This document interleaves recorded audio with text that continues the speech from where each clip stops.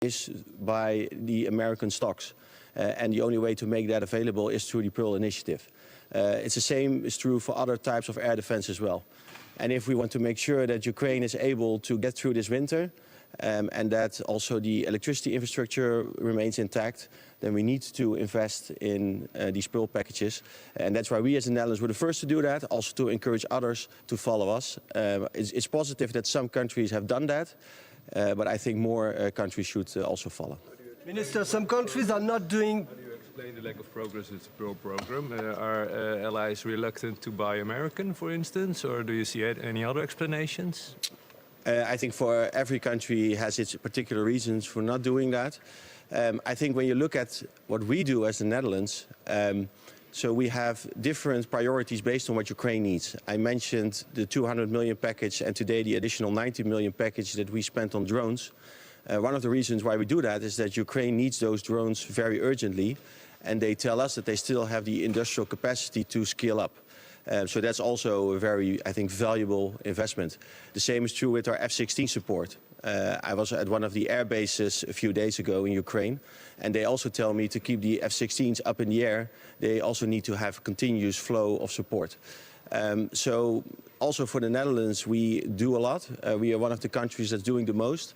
But given all the priorities that we have based on the needs of Ukraine, for us it's also more difficult. It's also difficult to spend more money on top of the 500 million we already did.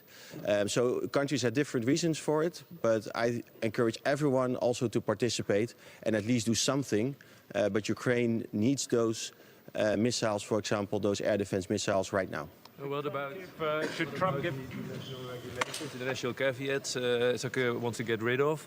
Do the Netherlands have to make concessions on that front too? And which allies especially have to make an effort?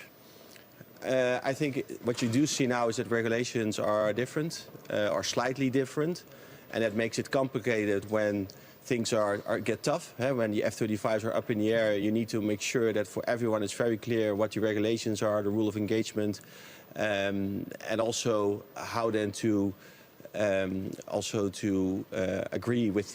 to an agreement with the authorities. Actually, that should have been done before the F-35s are up in the air.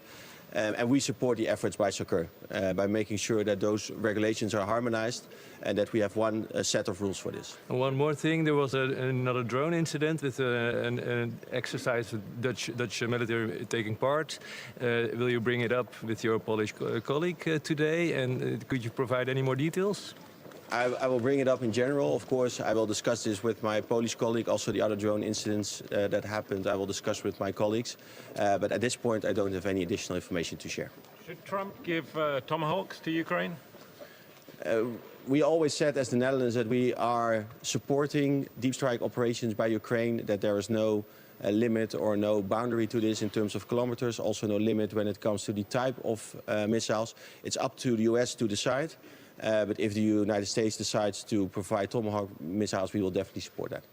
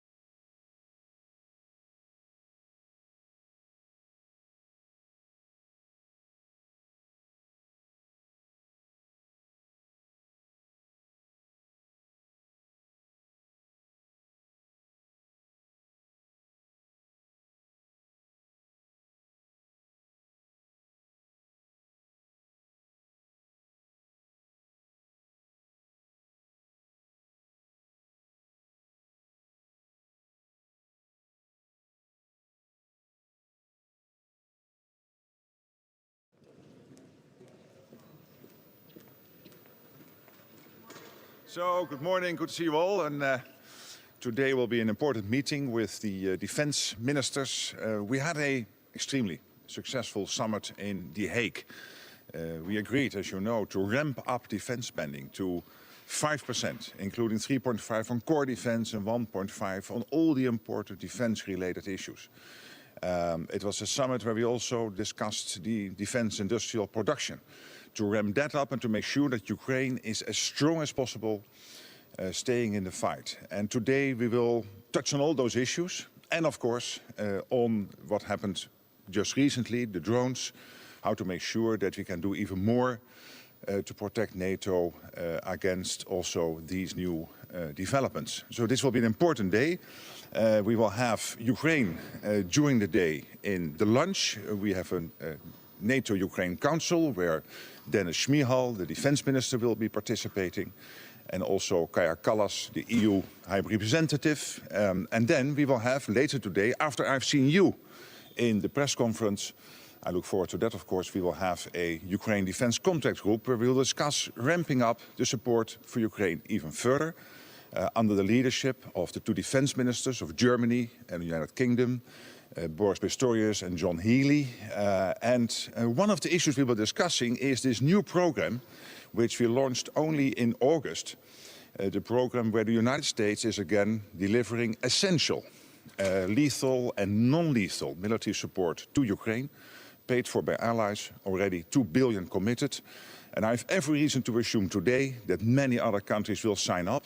This is crucial stuff, including air defense systems and particularly interceptors, important for Ukraine to make sure that their civilian population, their crucial infrastructure is as much protected as possible against the continuous Russian onslaught. So with that, happy to answer a few questions. And then again, we'll see each other later today in a press conference. Drone wall helpful, or is it doubling up on NATO's efforts? I can assure you that the EU and NATO are really working very well together. There is no doubling at all. Ursula von der Leyen, the President of the European Commission, myself, the relevant commissioners, including Kubilius and of course Kaja Kallas and the others, we are all making sure that we make use of the strengths of the two organizations. And NATO is good at the hard stuff, which is the standard setting, the capabilities, the military side. And the EU has the enormous soft power of the internal market, the enormous soft power of making sure the money is there, making sure that the nations in the EU are aligned. And this combination is crucial to work together. It's one of the things the Russians try to divide. They are not successful. We are working very well together. Mr. Rutte, talking about... What makes you so confident that there are going to be big announcements on the Pearl Initiative from the Europeans today? So far, there hasn't been a lot of movement. There has been a lot. We have seen immediately when we launched the program, seen the Germans and the Dutch and the Canadians and the Swedes and the Danes and the Norwegians stepping up. But I assure you, but maybe I can tell you a little bit more during the press, that today other countries will come forward. I'm really positive. Of course, part of my task as Secretary General, and this has been the case for my predecessor, for me, is to make sure we keep the support for Ukraine as strong as possible. And I'm really proud that as a collective alliance, we are able to do that, to make sure that Ukraine stays in the fight as strong as possible. Do you believe now is the time that Ukraine will receive longer-range offensive missiles?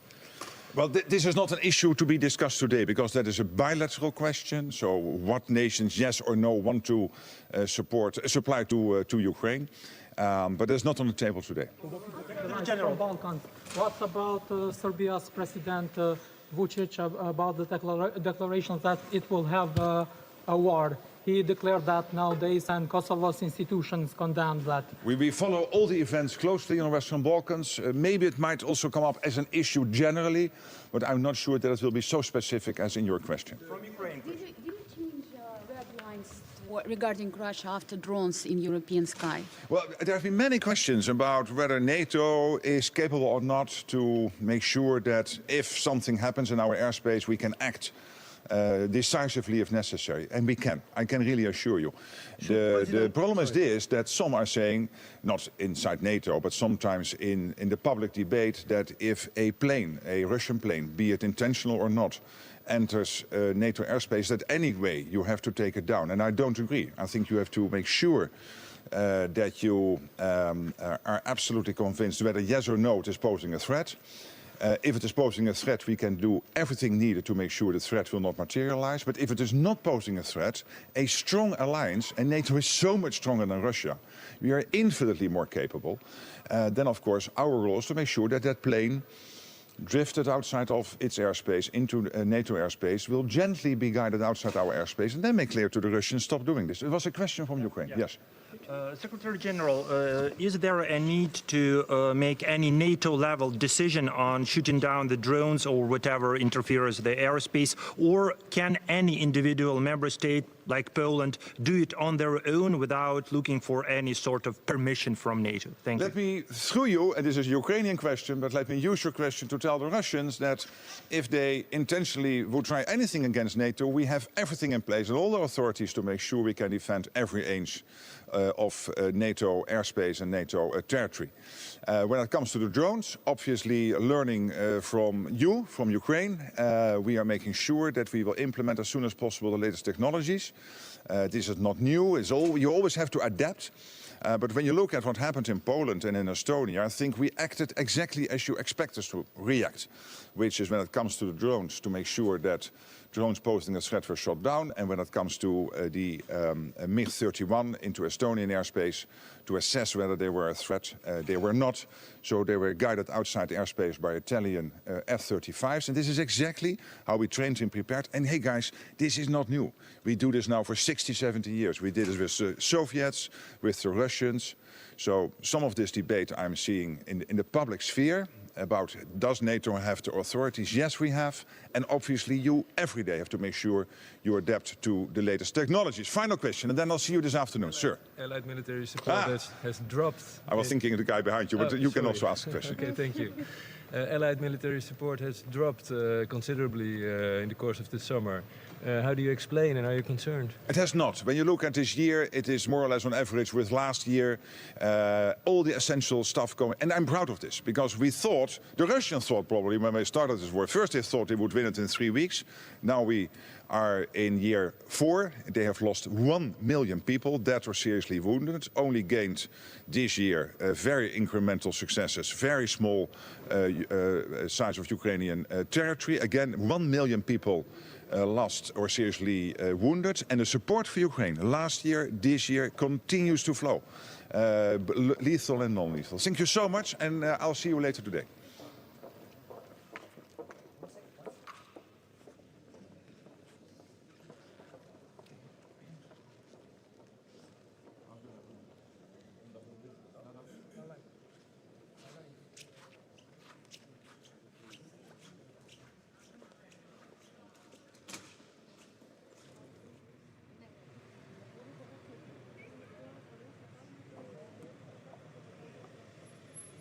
From Romania, I'm here today together with the other colleagues, other allies, to discuss about how we can move better, faster, especially on the eastern flank. We see the provocations in the last weeks, last months, and we understood that we have to move faster, better, quicker. And we support the initiative and the fast response from the Secretary General and the SACEUR when they announced the Eastern Sentry, and that means more capabilities, better air defense for the eastern flank.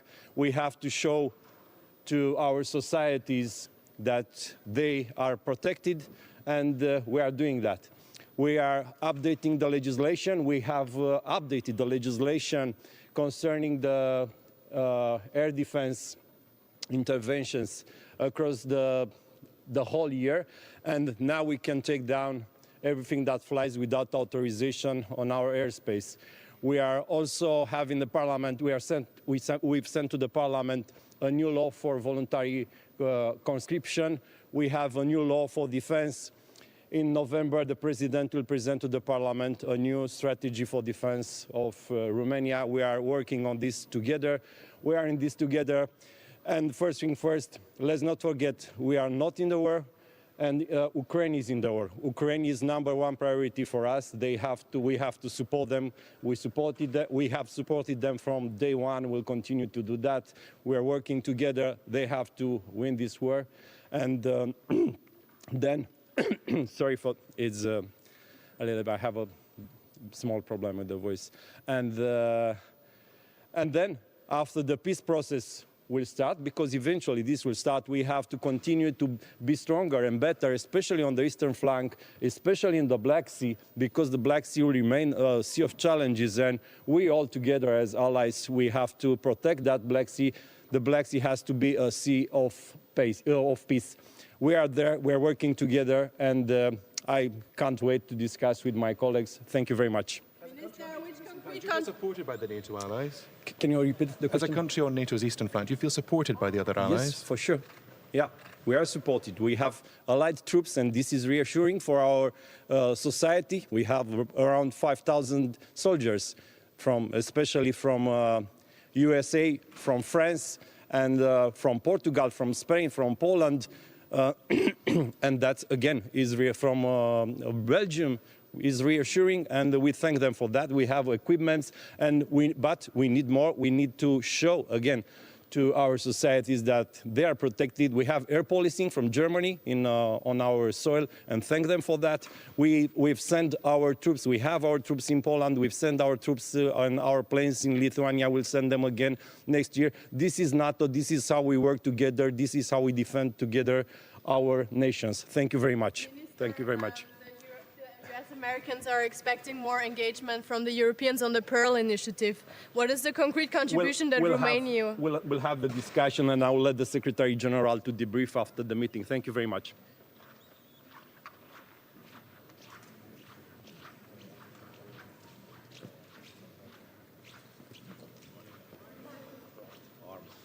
Arms rested. Good.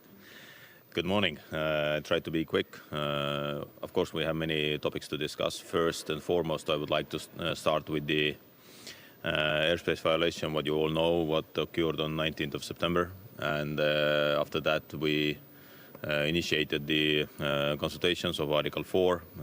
As we see, Russia was intentional with that, or at least we see that they didn't obey to orders of the our air controllers and also the fighter jets from Italy. So regarding that incident, I would like to thank actually our Italian counterparts. They did a very good job, and we saw that we can react if necessary.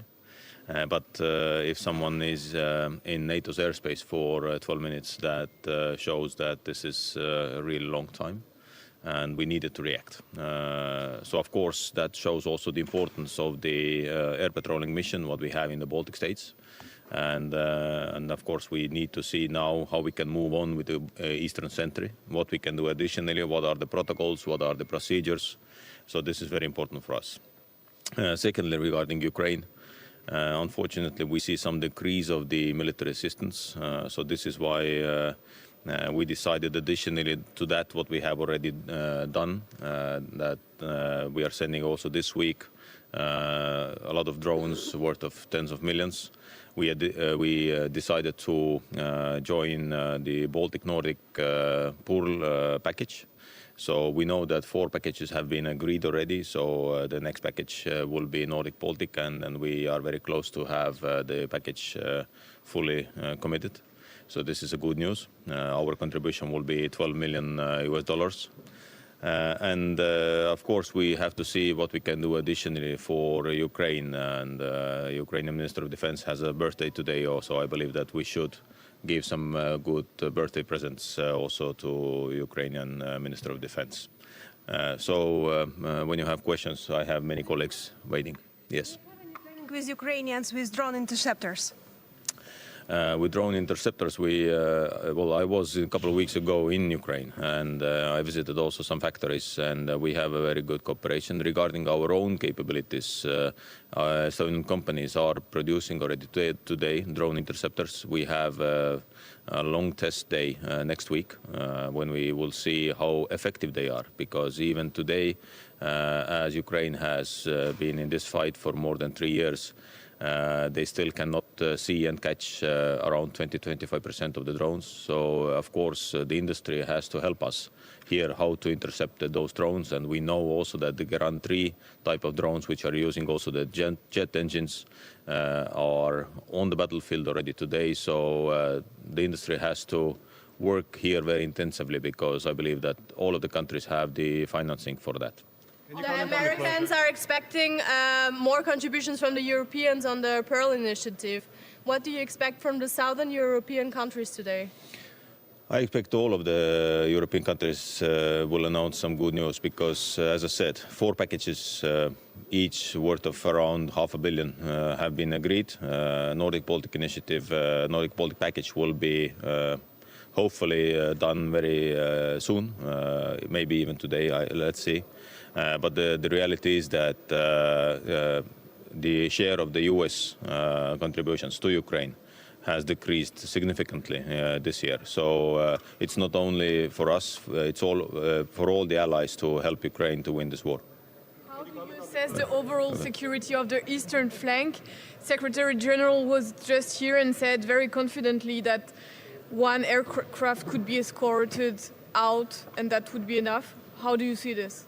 Well, we believe in NATO, and we believe that the Baltic Air Patrolling mission has proven itself very well. So, of course, for us, it is important to keep the air patrolling missions, to strengthen also the Eastern Centre Initiative, and to see what we can do additionally. But it's not only the aircrafts; it's also the drones and many other, let's say, hybrid warfare tools what Russia is using. So this is why we have to be very vigilant and very careful here. So last question, please. Comment on the closure of the road to the Satsé boots and explain what was seen there. Well, it's not a news that Russia is using its own territory for different activities. So yes, this time they came very close to Estonian border. They stepped out from the woods to the road.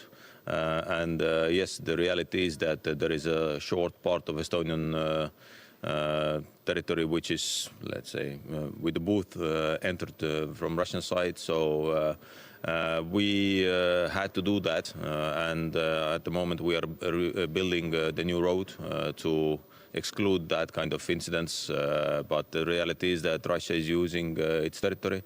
They are provoking also with the show-off that they are coming to the border. So we need to be pragmatic, but on the same time be very clear here that we will not allow any intrusions to our territory. So when they are on their side, it's their right. Who were those Russians just across the border? Well, you have to ask from the Russians. Will they ever answer to that, to you or someone else? No, they don't. So they said to us that, well, we didn't have anything extraordinary there. We just, did what we always do. But we know that it was nothing like that. So, communicating with Russia means that you can never expect that they will tell the truth. They will just tell what they want to say. It was the same also with MiGs. So they said that they were not in our airspace. So they were. So that's the reality. Good morning.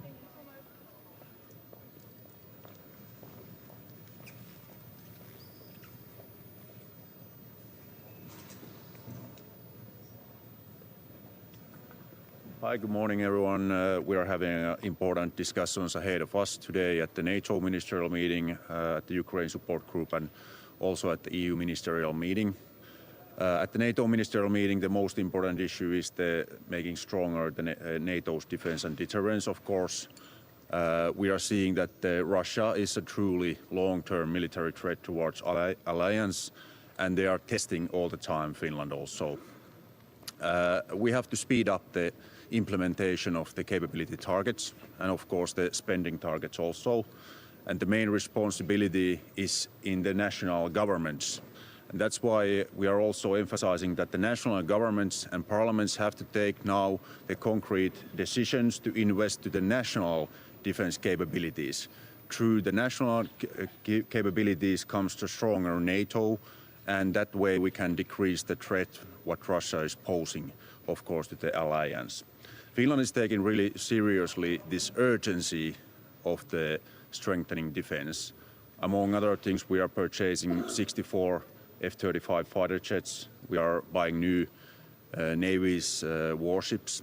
We are also starting a new significant land forces reform. We are also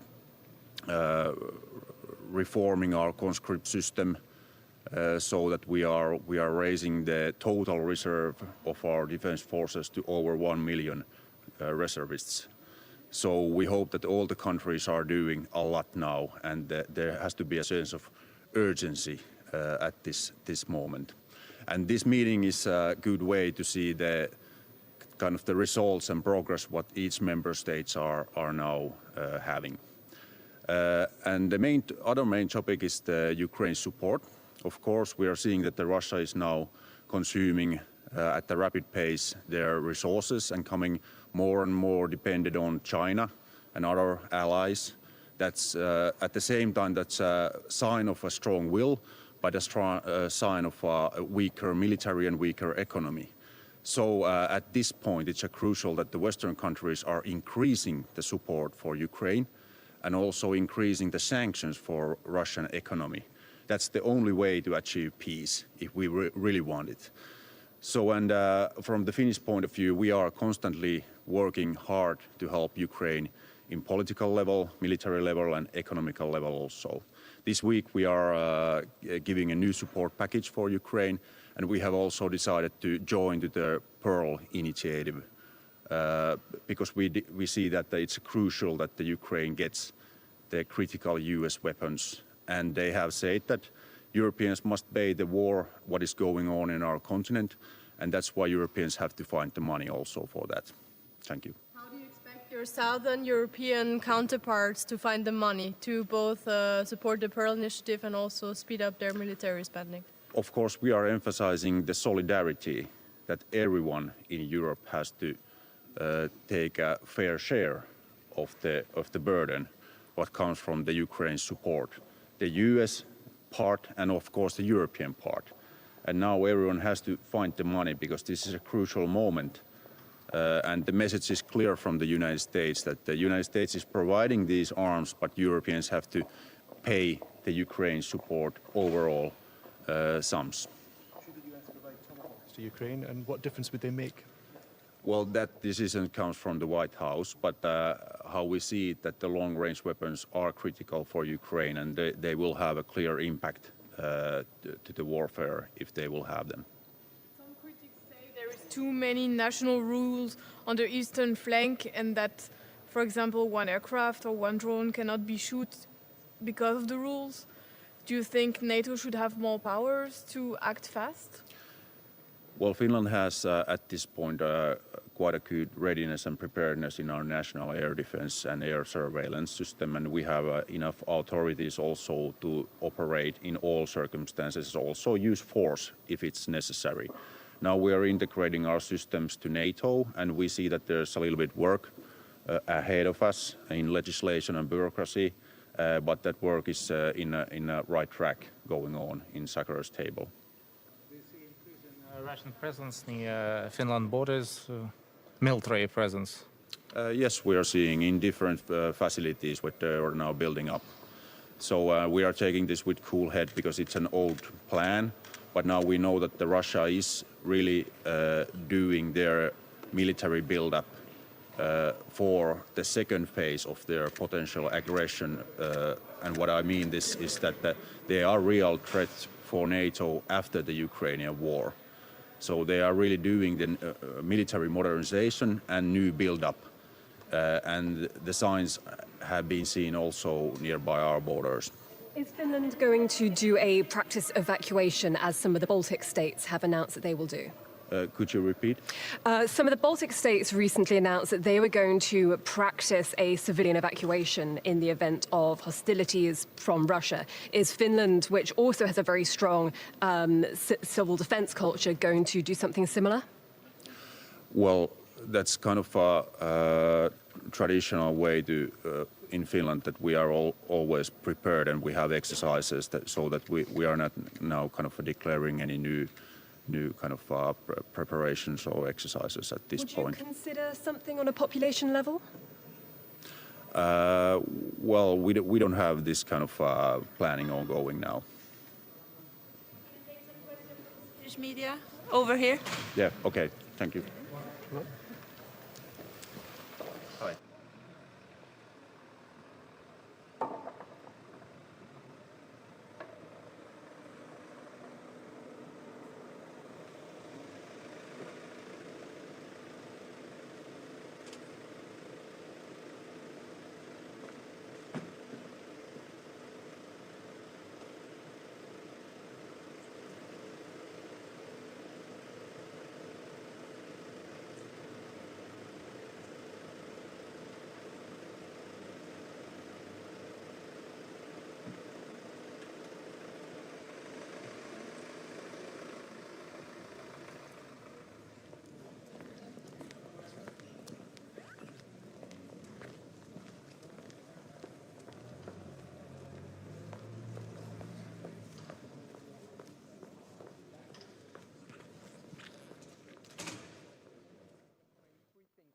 That Sweden thinks is absolutely necessary right now.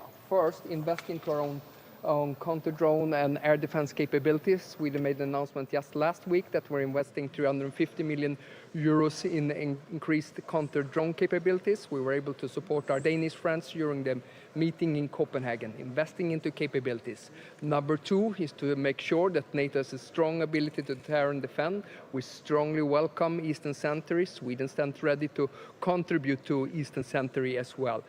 The third point, also strengthening SACEUR's mandate to move around assets and capability within allied territory. This is very important. Also assuring that we have the right rules of engagement for SACEUR, also to be operating and controlling aircrafts on allied territory. So there's a few things that we're going to be mentioning today, and of course Sweden is very committed to Ukraine support. We welcome the Pearl Initiative, and we stand ready also to contribute, make new contributions to Pearl. I'll be glad to take any questions you might have. Are the rules of engagement clear to you, Minister? Sorry? Are the rules of engagement clear to you, Minister? And should NATO's regulations between the allies be harmonised? Swedish rules of engagement is crystal clear since 1983. We have if someone makes an incursion into the Swedish airspace, we will defend Swedish territory. And it's a mandate of the pilot or the commander of the surface vessels who makes the call. And that's good, and we would like that model also to be inspire others to do that. Having a strong and clear rules of engagement, I think there's room for improvement within the alliance, and I know also SACEUR is working very closely on that one. Can you be more specific on Sweden's contribution on Pearl today, and also what do you expect from your Spanish and Italian counterparts in terms of engagement in Pearl? Two things. Sweden stands ready to do more. We did, of course, the second package together with Norway and Denmark. Then Sweden contributed 250 million euros on that. And then we stand ready also to do further packages. I know there's an ongoing dialogue right now among others, among the Nordic Baltic countries. The other one is burden sharing, and this is critical now because we've been seeing the wrong trajectory when it comes to support to Ukraine, that it's been going down. We want to see more stepping up to enhance and increase the financial support and military donations to Ukraine. Will Sweden send Gripen to Ukraine? We don't exclude that possibility, but of course, as you might know, we were advised by the Air Force Coalition to wait with such measures and then instead focusing on our airborne early sensors. And that's something that we are providing to the Ukrainians, which will provide a capability for the Ukrainians to do command and control of the F-16, but I don't exclude the possibilities for Gripen in the future. And we are in a dialogue with the Ukrainian part because I know that they have, of course, have a strong interest into the Gripen system. So you were told to wait in order to send those sensors first? Exactly, and I think there would be a challenge if you do 3 fighter aircraft systems at the same time. Of course, with F-16 and with the Mirage. Now, of course, we're seeing progress being done there, and it's do strengthen Ukraine's air defense systems. And I know there's an interest on the Ukrainian side on Gripen Echo, for example, the new version, and we would welcome, of course, that as well. And we are in a dialogue with the Ukrainian side on that one. Last question,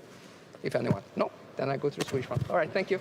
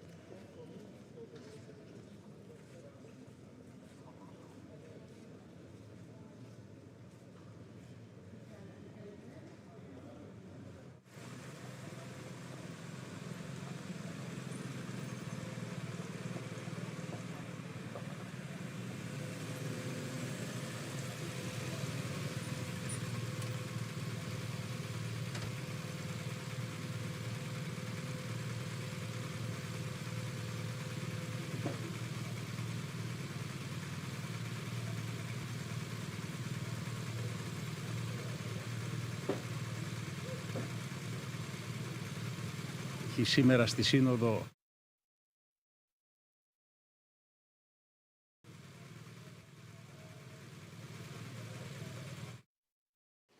So, good morning.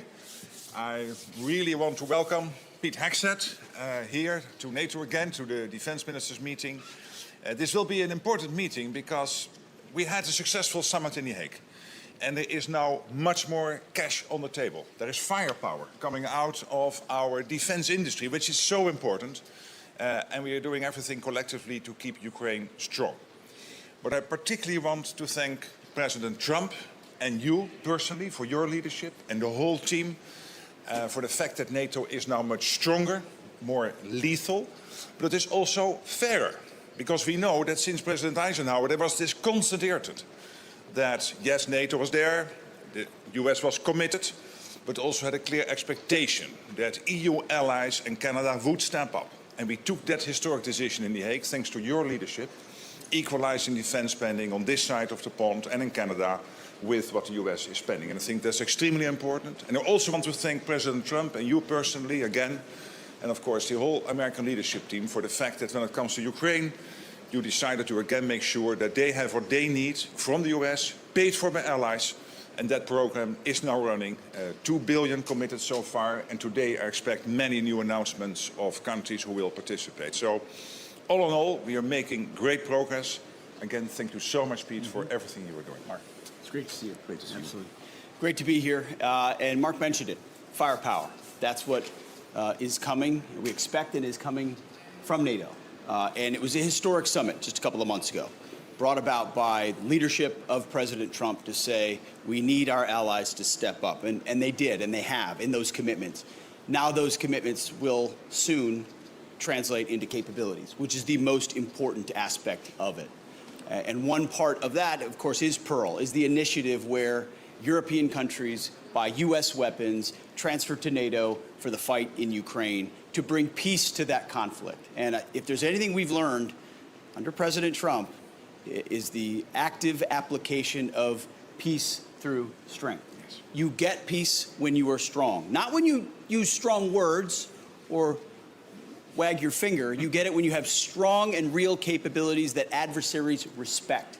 And I believe that's what NATO is doing. I believe that's what the Pearl Initiative is. So our expectation today is that more countries donate even more, that they purchase even more to provide for Ukraine to bring that conflict to a peaceful conclusion.